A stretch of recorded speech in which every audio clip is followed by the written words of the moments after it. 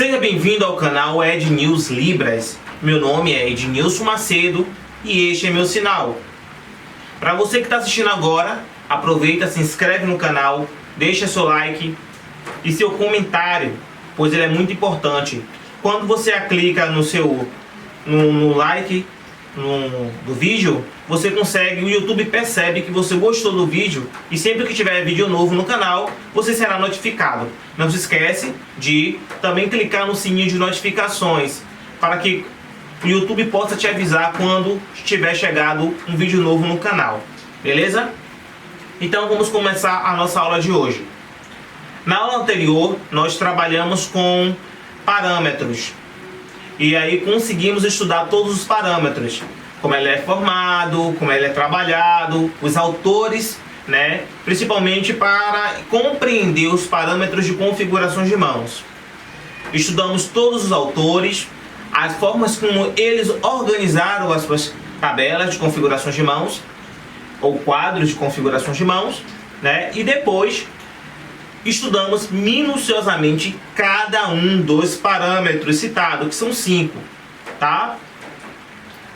Depois que terminamos isso, conseguimos algumas sinalizações básicas na língua de sinais e hoje nós adentraremos e discutiremos um pouco do processo de fonologia da língua de sinais.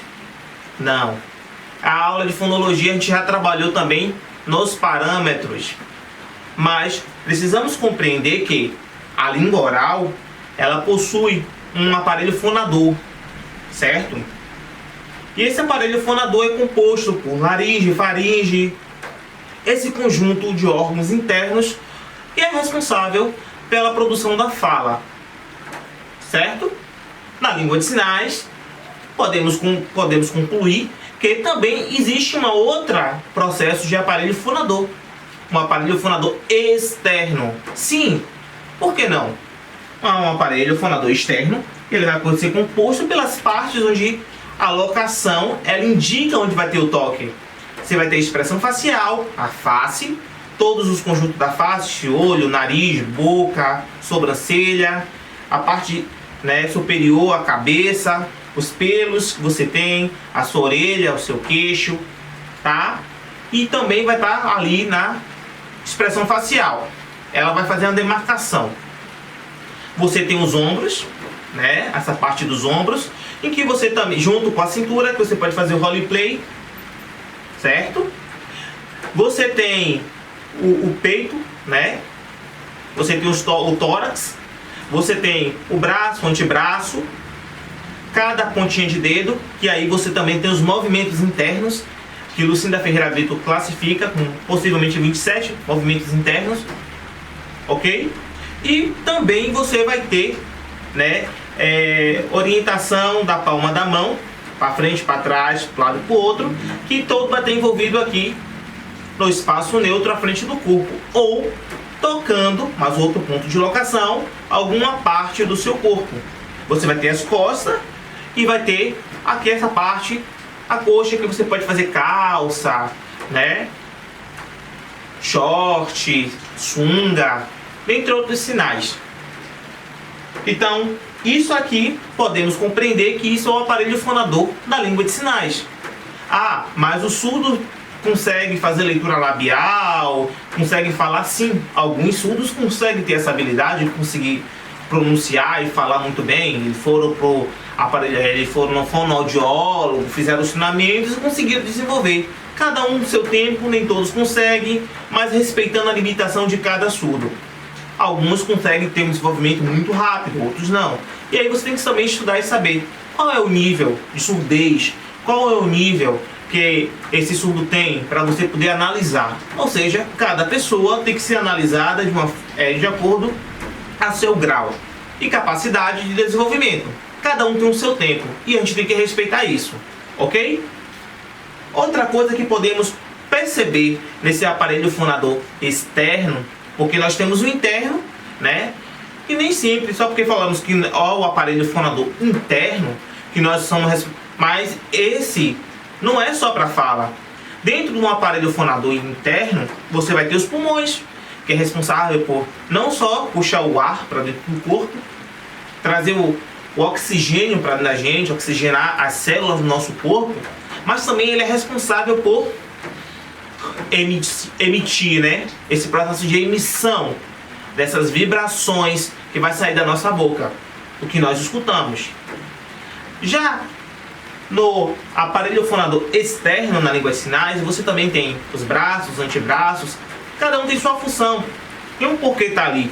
Mas na língua de sinais você vai se comunicar, você precisa de a união de todos esses componentes externos do corpo, toda essa parte do corpo, para poder junto produzir os sinais, que vai ser equivalente à palavra feita na língua oral, ok? Então temos a formação do primeiro sinal. Essa formação do primeiro sinal, ela obedece uma regra básica que o William Stokes, em 1960, classifica com que o sinal ele pode ser produzido por simplesmente 3 parâmetros básicos da língua de sinais. Anos depois, nos seus estudos, acrescentaram mais 2 parâmetros, chamados de parâmetros primários e parâmetros secundários. Então, para formar um sinal básico, né, essa formação do primeiro sinal, nós poderíamos trabalhar com o sinal de casa. E aí nós podemos compreender de forma muito clara como é produzido esse sinal. Aqui nós temos, né, os parâmetros, os parâmetros que nós vamos utilizar: configuração de mãos, o movimento e locação. Em que local vai ser produzido este sinal? Podemos perceber ali, né, aqui também, né, nesse boneco, onde temos o direcionamento dos nossos do nosso espaço. Esse é o direcionamento do nosso espaço. Lucinda Ferreira Brito, mais uma vez, ela classifica, decompõe e demonstra esse espaço, né, acima, um pouco acima do corpo, da cabeça, tá, que nós temos aqui para poder usar como espaço de sinalização, né, como está demarcado aqui no na nossa imagem. Ao lado nós podemos ver ali, né, configuração de mão, Você vê o movimento, toque, né, movimento retilíneo. A locação está à frente do corpo, no espaço neutro, né, e formamos o sinal de casa. Lembra-se que casa tem 2 movimentos, tem 2 toques. Assim como nós podemos fazer a representação imagética, um desenho abaixo. Você tem uma casa, tem 2 mãos em escrita de sinais, finger right, e com 2 asteriscos aqui fazendo a demarcação do sinal de toque, que significa casa, ok?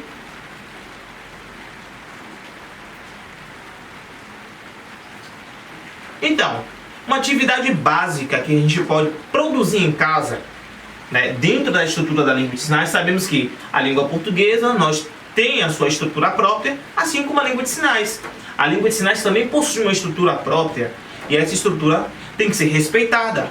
E como ela se dá? Ela se dá quando você começa a compreender que a língua de sinais é visual, gesto visual. Então, imagine você não podendo escutar. Imagine você tendo algo que tampasse o seu ouvido, sua audição. Você teria que treinar as habilidades visuais, correto? Você teria também que sentir as vibrações que estão ao teu redor.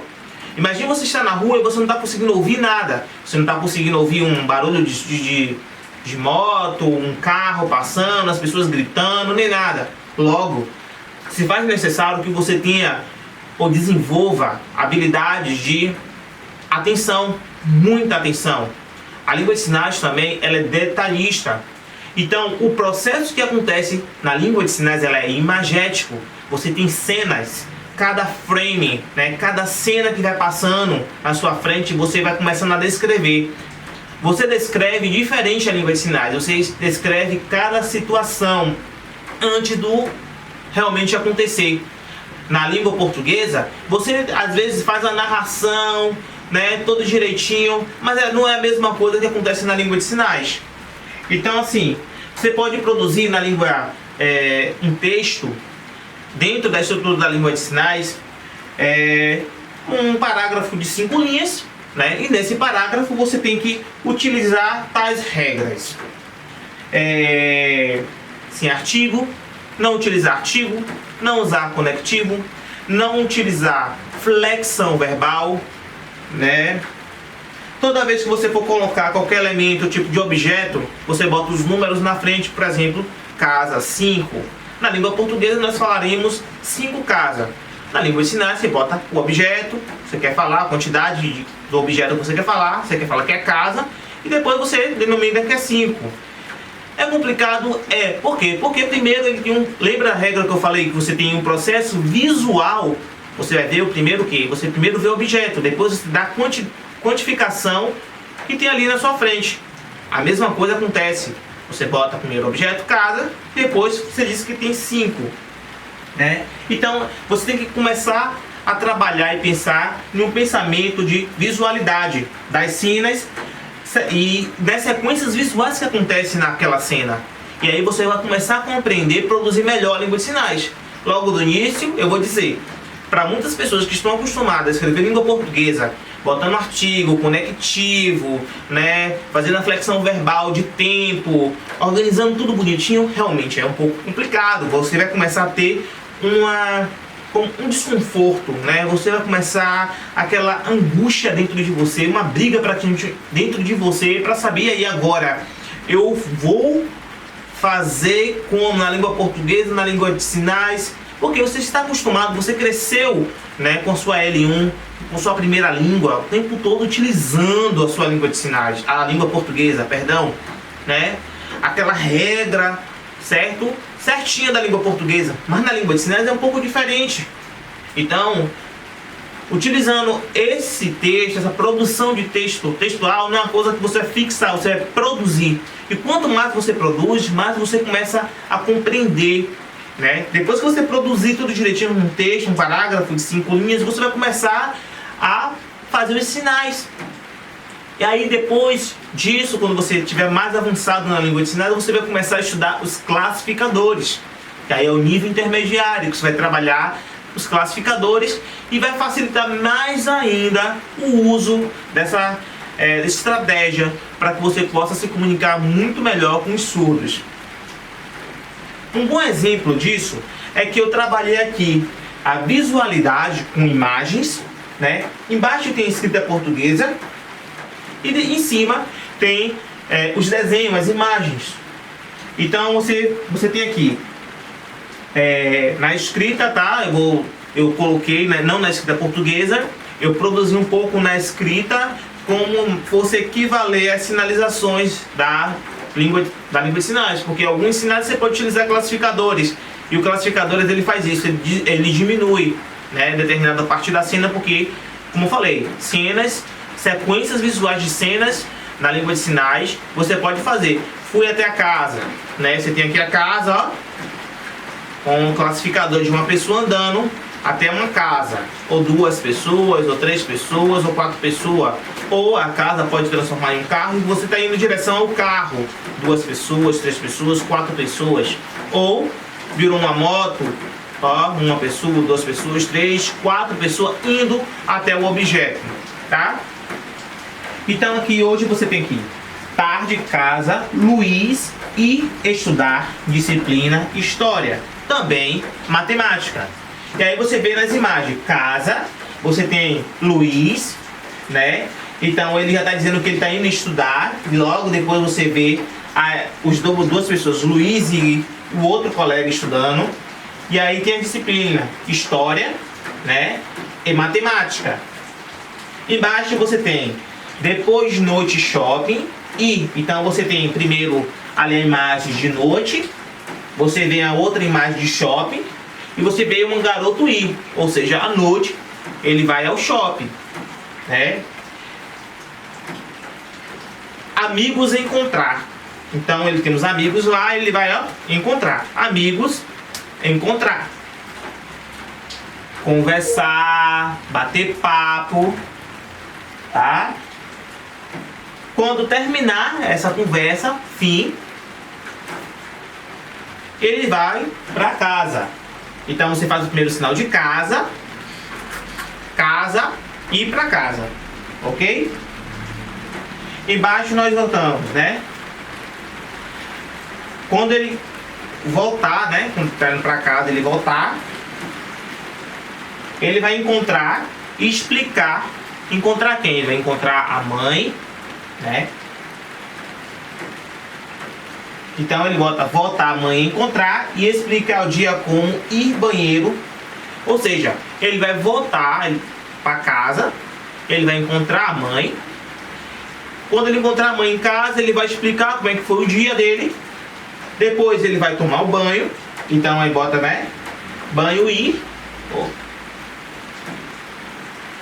E quando ele terminar de tomar o banho dele, ele vai trocar de roupa para ir dormir, né? Banho, roupa, mudar e dormir. Então você tem aqui, né, ele tomando banho, depois o menino com uma outra roupa e depois tá ali na cama dormindo. E mais à frente, mais a última frase, temos aqui amanhã sábado, amanhã sábado, amanhã sábado, aproveitar, praia e de novo o processo visual. Ele demarca o que é que ele está indo, a praia, e depois ele ir. Família, tarde, o horário 4. Um detalhe para os horários. Na língua de sinais, os horários você não coloca 16 horas, você sempre demarca 4 horas, 3 horas, 2 horas, sempre assim, tá? Você nunca demarca na língua de sinais 16, 17 horas, assim, você sempre marca 1, 2, 3, 4 horas. E à noite a mesma coisa, tá? Você começa a marcar assim. E aí ele fala que 4 horas da tarde ele volta para casa.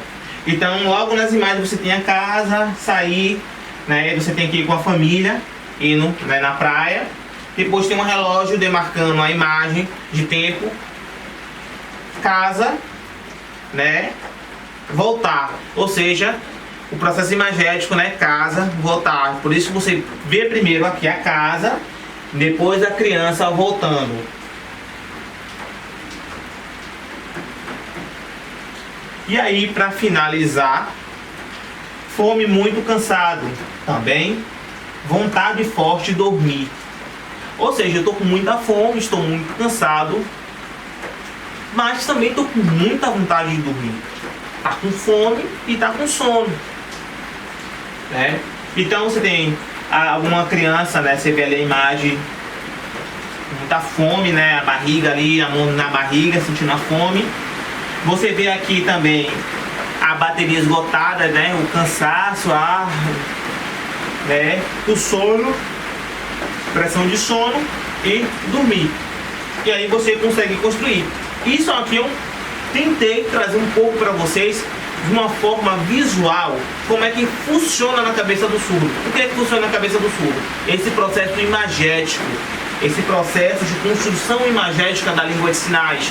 Como é que você vai trabalhar essas cenas na língua de sinais até você conseguir produzir na língua de sinais. Claro, você tem que trabalhar o seu vocabulário, vai ter que trabalhar tudo isso direitinho, mas no final você consegue, tá? Um grande abraço, né? Espero você na próxima aula. Seja bem-vindo ao canal, aqueles que chegaram agora, né? Não esqueça de deixar o seu like, de curtir o vídeo e de ativar o sino de notificação para receber sempre os nossos novos vídeos postados aqui no canal. Um grande abraço e até a próxima!